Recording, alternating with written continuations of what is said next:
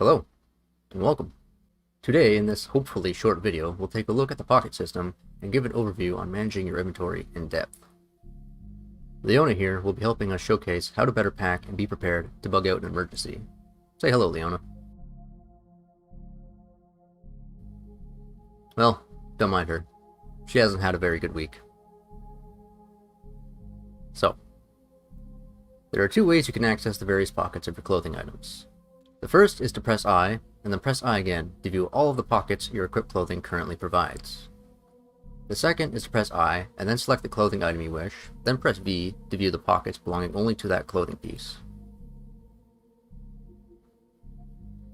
If we go into the inventory organization menu by pressing I, we can see all the pockets currently available to us. Our army jacket and pants both have 6 pockets, while our hiking backpack has 11. Each clothing item lists their pockets in ascending numerical order, starting from 1. The numbers to the right of this is the current volume of that pocket and the maximum volume that pocket can hold in liters, or whichever measure you selected from the game interface settings. Further to the right, you will also see the properties of the currently highlighted pocket: maximum volume, maximum weight, item length allowance, and the time to remove an item from that pocket, minus other values such as bulkiness and the weight of the item. Below that is the pocket's current settings, its priority, which can be set as a negative number, and the current blacklist and whitelist parameters. And underneath the pocket settings is the state of the pocket, how much is filled in volume and weight compared to its maximum, and the content currently in the pocket. Generally, it's a good idea to set the priority of the main pocket for your backpack to a high number. Then all items you pick up will go into that pocket until it's full. Afterwards, any additional items will be spread out to your other pockets in descending order. It's also a good idea to inspect the pockets of your various clothing items. Some pockets have special conditions that only allow certain items or have potential quirks, such as our hiking bag. One pocket creates additional noise when items are in it, and others have a chance of losing items if we're hit. You'll see these special attributes highlighted in dark teal or bright red.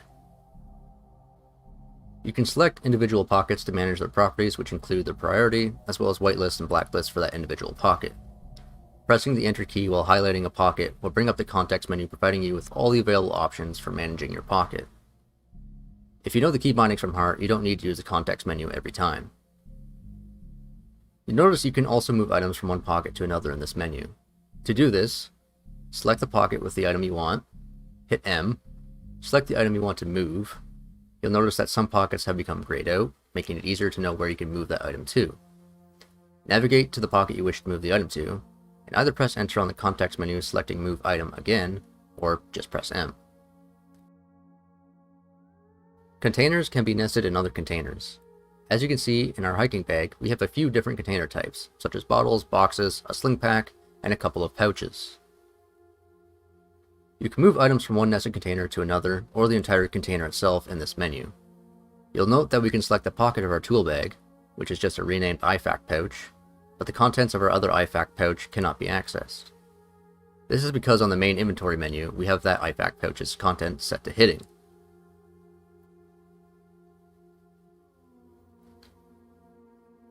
We can go back to the main inventory, and by pressing the greater than key, we can open it back up or hide it again.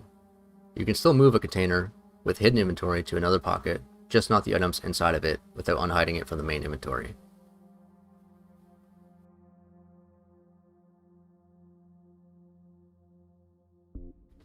You can blacklist and whitelist entire item categories or specific items. Unfortunately, there is no current way to copy the settings from one pocket to another, so this process can be a little tedious. In the future, I hope to see an option to save presets that carry over from run to run to make this faster to manage.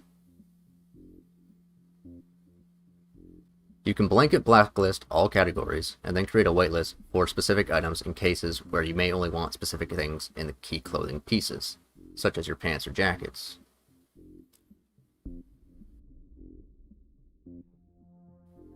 Another thing to consider is if you have a category blacklisted, or a specific item, and no more room in your inventory besides that clothing item with the blacklist, your character will not pick that item up. Will absolutely refuse through the standard GET command. You can override the blacklist without editing the pocket by going into your inventory, selecting the clothing piece, and hitting I for insert. The insert function will search the surrounding area for items, including other containers.